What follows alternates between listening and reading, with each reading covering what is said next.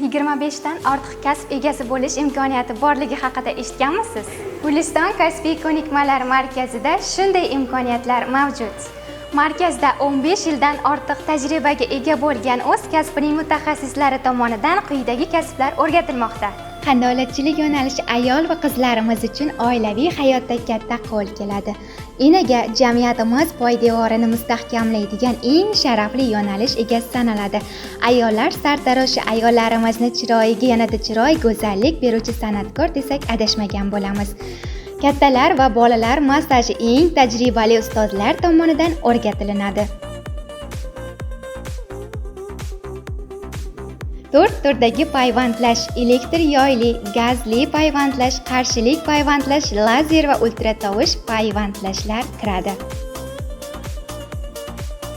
Chilangarlik va santexnik, metall va mexanik ishlar ustasi, suv va gaz kanalizatsiya ustasi. Yuk ko'tarish ustasi, og'ir yuklarni yengil qiladigan, qo'rquvlarni zabt etadigan, xavfsizlikni birinchi o'ringa qo'yadigan mohir usta. Zargarlik yo'nalishi bu nafis san'at yo'nalishidir. Kosmetolog: sizning go'zalligingiz bizning qo'limizda. Professional yondashuv: tajribali, zamonaviy, har bir o'quvchiga alohida yondashuv.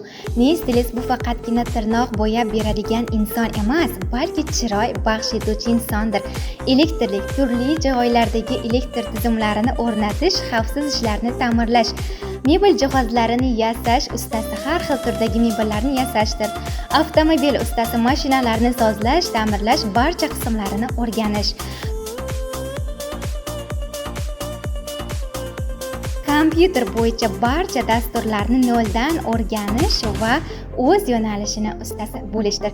Oshpazlik: mazali taomlar tayyorlash, milliy va jahon oshxonasini o'zlashtirilgan mahoratli oshpazdir. Tikuvchilik: matolarni tikish, turli xil modaga dizayn yaratish, ajoyib liboslarni taqdim etish. Erkaklar sartaroshi: soch olish, parvarish qilish, turli xil soch turmaklarini yaratishda o'z ishini ustasi. Ushbu kasblarni egallash niyatida bo'lgan barchani Guliston kasbiy ko'nikmalar markazida kutib qolamiz.